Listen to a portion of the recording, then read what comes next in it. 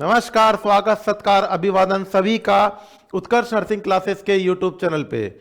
जी हाँ दोस्तों, सभी बच्चों का स्वागत रहेगा उत्कर्ष नर्सिंग क्लासेस के यूट्यूब चैनल पे। आज मैं आप लोगों के सामने एक जरूरी सूचना लेकर के आ रहा हूं। जिन विद्यार्थियों को जनरल नर्सिंग मिडवाइफरी के अंदर राजस्थान के अंदर जिनको एडमिशन लेना है, उन लोगों के लिए जरूरी सूचना है। अगर बात करने की कोशिश करूं कि राजस्थान के अंदर 2024 और 25 का जनरल नर्सिंग मिडवाइफरी के बैच कोर्सेज शुरू हो चुके हैं। यहां पर जनरल नर्सिंग एंड मिडवाइफरी प्रशिक्षण पाठ्यक्रम मतलब एडमिशन लेना हो, है ना, तो 2024 और 25 में प्रवेश स्टार्ट हो चुके हैं। 2024-25 का जो सेशन है वो स्टार्ट हो चुका है।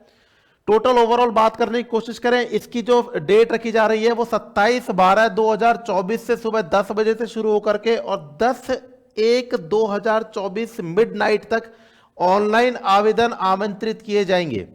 आवेदन जो कर सकते हैं विद्यार्थी, उनके लिए जो एसेंशियल जो रूल्स हैं वो कौन कौन से हैं देखेंगे। यहाँ पे शैक्षणिक योग्यता की बात कर रहे हैं। सबसे पहले शैक्षणिक योग्यता के अंदर माध्यमिक शिक्षा बोर्ड राजस्थान अजमेर से अथवा इसके द्वारा जारी अनुदेशिका के अनुसार मान्यता प्राप्त बोर्ड सीनियर सेकेंडरी उत्तीर्ण होना चाहिए, मतलब 12th पास होना चाहिए। ओवरऑल सबसे पहले 12th पास होना चाहिए।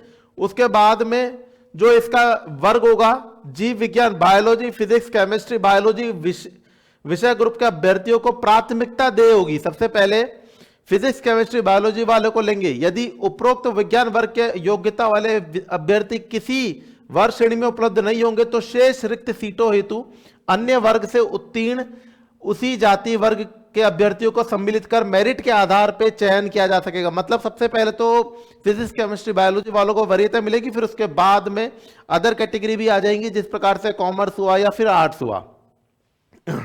सामान्य व अन्य पिछड़ा वर्ग के अभ्यर्थियों के लिए 40% एवं अनुसूचित जाति जनजातियों के लिए 35% न्यूनतम प्राप्तांक अन्य 12th के अंदर जरूरी है।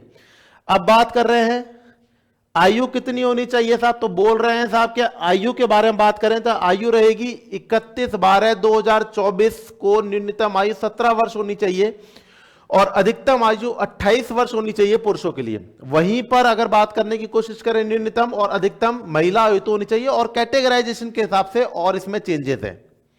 और अगर बात करने की कोशिश करें सीटों की संख्या कितनी है, सीटों की संख्या साहब कोई फिक्स नहीं है। सीटों की संख्या कोई फिक्स नहीं है। सीटों की संख्या परिवर्तनीय हो सकती है, चेंज हो सकती है। सीटों की जो संख्या है वो डिपेंड करेगा, चेंज हो सकती है, ऐसा कोई भी नहीं है। राजकीय और निजी स्कूल नर्सिंग स्कूल की सूची एवं उसमें प्रवेश हेतु निर्धारित सीटों की संख्या काउंसलिंग से पूर्व विभागीय वेबसाइट पर उपलब्ध करवा दी जाएगी साहब। समझ रहे हैं, तो यहां पर कोई भी ऐसी सूचना फिक्स नहीं है। आगे की तरफ देखें कि साहब महिला और पुरुष अभ्यर्थियों की सीटों की संख्या का अनुपात क्या होने वाला है साहब, 80-20 होने वाला है। 80-20 हिसाब से होगा साहब। राज्य सरकार द्वारा निर्धारित मापदंडों के अनुसार सभी राजकीय एवं निजी नर्सिंग स्कूलों में महिला एवं पुरुष अभ्यर्थियों के प्रवेश, देखिए महिला और पुरुष दोनों का 80-20 रेशियो रहेगा साहब। नेक्स्ट नंबर पे पाठ्यक्रम की अवधि कितनी होगी, 3 साल का कोर्स है जिसके अंदर 6 महीने की इंटर्नशिप भी इंक्लूडेड है और इसके अंदर चिकित्सा एवं स्थायी विभाग में कार्यरत स्थायी कार्मिकों के लिए 3 वर्ष निर्धारित है। फीस के बारे में बात करने की कोशिश करें, सबसे बड़ी बात तो फीस की आती है साहब। फीस के बारे में बात करने की कोशिश करें तो इसकी जो एनुअल फीस रखी गई है वो 66,000 रुपए मात्र नहीं लिख रहा है, बाकी 66,000 रुपए निजी प्रशिक्षण स्कूलों की है, प्रति वर्ष है। 3 साल में सोच लीजिएगा 66 चल रहा है। नेक्स्ट नंबर पे काउंसलिंग फीस है जो 500 रुपीज निर्धारित की गई है। राजकीय प्रशिक्षण फीस कितनी है वार्षिक रूप से, तो 10,500 रुपए boys general OBC creamy layers candidate के लिए और 4,200 रुपए SC ST MBC EWS non creamy layer OBC and female candidates प्रति वर्ष के लिए। तो मतलब यहां पर तो बहुत बड़ा डिफरेंस आ रहा है। काउंसलिंग में होना चाहिए, सही है गलत है। चयन प्रक्रिया की बात करें तो चयन प्रक्रिया के का आधार क्या रहेगा, अभ्यर्थी द्वारा ऑनलाइन आवेदन करने के पश्चात विभाग द्वारा तैयार की गई राज्य स्तरीय एवं जिला स्तरीय मेरिट के आधार पर ऑनलाइन काउंसलिंग के पश्चात योग्य पाए गए अभ्यर्थियों को उनके विकल्प अनुसार प्रशिक्षण केंद्रों में रिक्त सीटों पे वरीयता अनुसार प्रशिक्षण के एवं आवंटित किया जाएगा, मतलब मेरिट के आधार पर ले लिया जाएगा। आवेदन शुल्क क्या रहने वाला है, आवेदन शुल्क की बात करें साहब, सामान्य, अन्य पिछड़ा वर्ग, अति पिछड़ा वर्ग एवं आर्थिक रूप से ईडब्ल्यूएस से जो अभ्यर्थी उनके लिए 220 रुपीज है। उनके लिए कितनी है? 220 रुपीज है। और अगर अन्य अभ्यर्थी की बात करें तो उनके 110 रुपीज है।